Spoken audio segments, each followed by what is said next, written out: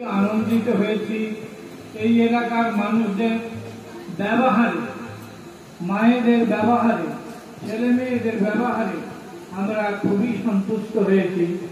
কিছু নাই হোক, হৃদয়ের আবেগ এবং আন্তরিক ইচ্ছাতে আমাদের মনের সমস্ত আশা পূরণ হয়েছে এই সচ্চিদানন্দ ধামে।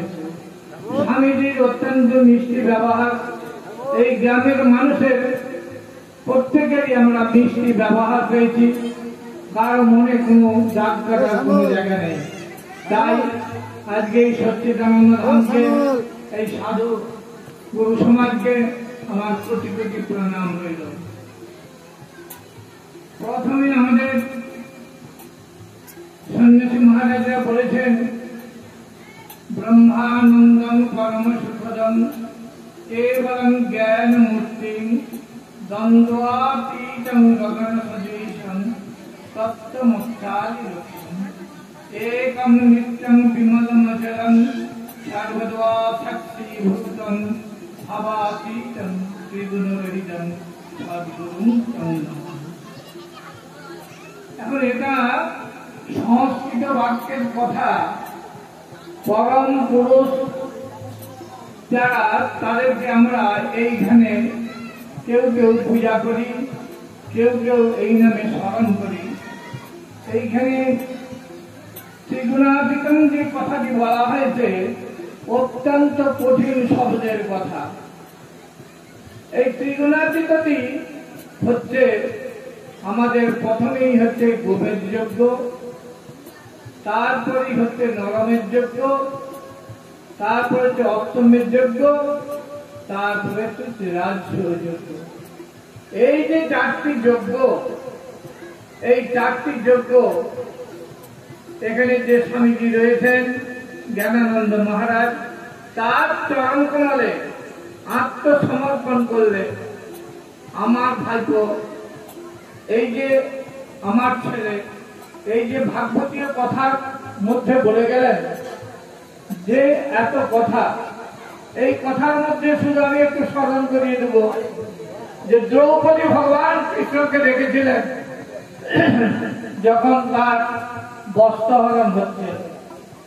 দ্রৌপদী তার নিজের লজ্জা ঢাকার জন্য যতক্ষণ কিন্তু বস্ত্রটা, আবরণটাকে হাত দিয়ে ঢেকে রেখেছেন, তখন পর্যন্ত কৃষ্ণ তাকে কৃপা করতে পারে। যখন দেহ, মন, প্রাণ, বিষয়, বৈভব সমস্ত কিছু সমর্পণ করে কৃষ্ণ বলে, কৃষ্ণ কৃষ্ণ বলে দেখেছেন, তখনই ভগবানের করুণা বর্ষণ হয়েছে।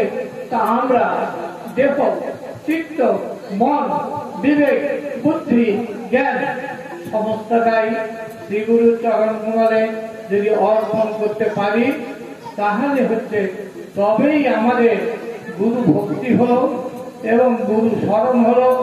এই দেহ থেকে আর একটা দেহ বেরিয়ে শিষ্যের হৃদয়ে ঢুকে শ্রী গুরু ভক্তি জোরে সে পরম ধাম দর্শন করতে পারবে, এটা সত্য। আর এই কথাটা আমাদের যে স্বামীজি রয়েছেন, বৃদ্ধ স্বামীজি, এই বৃদ্ধ স্বামীজির যে গ্রন্থে যে কথাগুলো বলা আছে, যদি তার ক্ষণিকের মাত্র আমরা স্মরণ করি, যদি আমরা মন, বিবেক, চৈতন্য দিয়ে একটু ভাবি, তাহলে আমাদের গুরুদেবের কাছে যে কি বলতে হবে, কি করতে হবে, কাজ কি, সেটা আমরা জানবো। আমরা যদি দেখি হাজার হাজার মানুষ এই রাস্তা দিয়ে চলে যাচ্ছে, একটা সাধু দেখা যাবে না। সেরকম হাজার হাজার মানুষ এই রাস্তা দিয়ে চলে যাবে, সারা গরুর সিংহে 10 হাত দূর থেকে একটা সরষে ছেড়ে দিলে যতক্ষণ পর্যন্ত সেই সরষেটা থাকে, ততক্ষণ পর্যন্ত আমাদের চৈতন্য সত্তা স্থিরতা আসে। স্থির চিত্ত না হলে বিবেক, বৈরাগ্য, জ্ঞান, সে সংসারী হোক, আশ্রমী হোক, আর যাই কাজ করছে, যদি যোগযুক্ত না হয়, যোগের অপর অংশটাই হচ্ছে বিয়োগ। আমরা মরে গেছি, আমরা কাঁদছি, আমরা জ্বালা যন্ত্রণা ভোগ করছি, আমরা অনুশোচনা ভোগ করছি।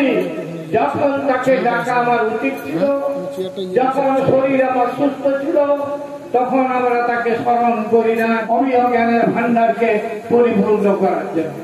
আমরা কুড়ে, আমরা সেই কারণের জন্যই আমাদের এত দুঃখ। আমরা শ্রীগুরুকে স্মরণ করব বারে বারে, আর এই সচ্চিদ আনন্দ ধামকে কোটি কোটি প্রণাম জানিয়ে, সাধু মহাত্মাদেরকে সশস্ত্র প্রণাম জানিয়ে আমার ছোট কথাটি আমি শেষ করছি। আর এইখানেই সভাটি ভঙ্গ করছি। জয় গুরু, জয় গুরু। জয় গুরু। হরি ওম তৎসৎ, হরি ওম তৎসৎ, হরি ওম তৎসৎ। সাধু সন্ন্যাসী কি, আশ্রম কি, ভক্তবৃন্দ কি, শ্রী গুরু কি।